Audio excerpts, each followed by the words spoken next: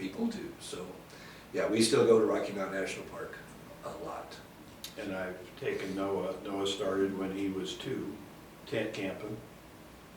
And so Rocky Mountain National Park. We don't go to Glacier Basin anymore. We go to a different place because they lost all their trees. But back to school, for me, other than 6th grade, you know, would have been some of the coaches I had, especially Coach McKnight. But I would say the one that set me on my career is that I always, from having horses and animals, I really liked horses.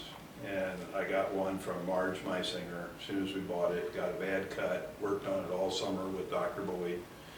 And so I thought, you know, I really like doing this. And so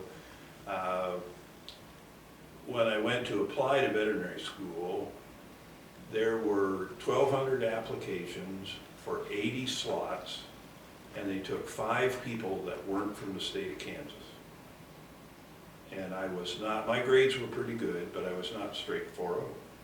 So when I got done, you sit at a big table like this with old guys with bow ties, and you know, they grill you on stuff that doesn't matter to anything. And then as I'm leaving, I'm thinking, boy, I got, what else, you know, it didn't go well.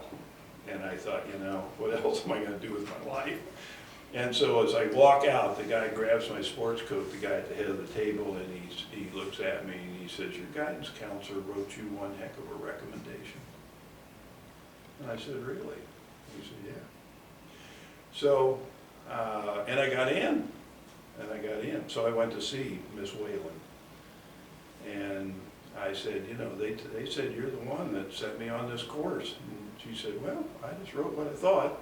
And I said, well, what'd you think? And she said, well, you always wanted to do that, so that was a good thing. But she said, when you were a senior, I was watching down the hall, and a freshman girl dropped her books, and you stopped and helped her pick them up. And so, yeah, Miss and that was it. Yeah, she identified your character. Yeah.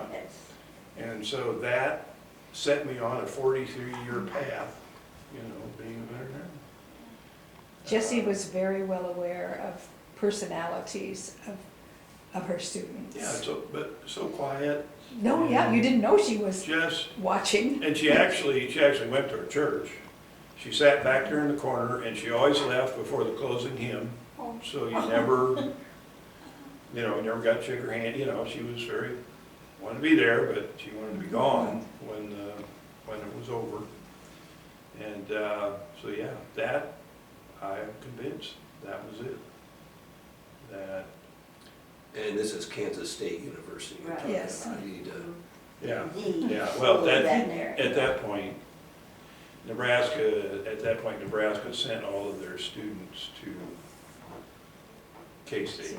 Once I got into K-State, then Nebraska had an agreement with them that then they would pay my out-of-state tuition, which was very, very helpful. Where did you go, Steve? to Nebraska and Lincoln.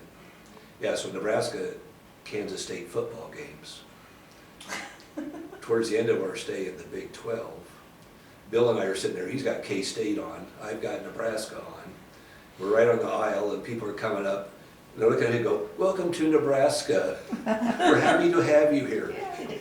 And I thought, you need to tell them I've lived here my whole life, but he kept his mouth shut, and I think we usually beat K-State, so that was, in Lincoln we would usually beat them. So When that I was okay. a sophomore in college, no, freshman in college, I went first year to Lincoln because I had some help to go there. And so the first year that K-State beat Nebraska, and the next time K-State beat Nebraska is when April was a freshman at K-State. 30 years later. So we each saw a victory while we were at K-State. So.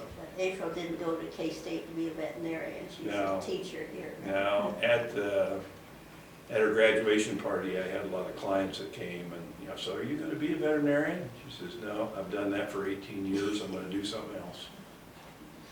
So she's in her 15th year now, or 16th, of teaching first grade here. Do your children Andy and April, did they grow up camping? They did.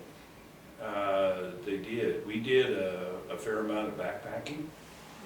So took it to in the Wind River Range, especially in Wyoming. Actually, we camped, we went up into Glacier. So yeah, they did. And when April went to Kansas State, she sent me a beautiful postcard of mountains and, you know, wildflowers and all that. And she said, "Dad, I knew you'd like this card, but in no way does it release you from the torture you put us through as kids." So evidently I was having much more fun than they were. So, Well, this has been great. We really appreciate you coming and sharing the stories of your family and your school and your life. Plattsmouth was a great place to grow up.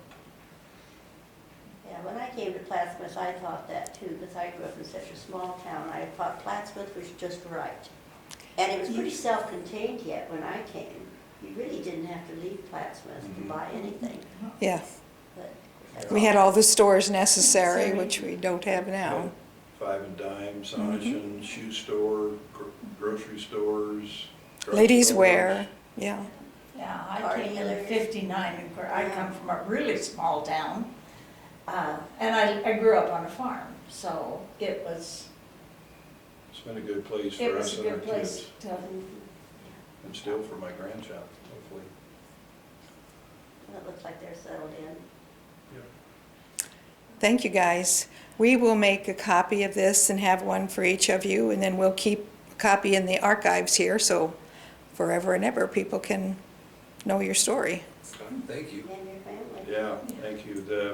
Are we I was gonna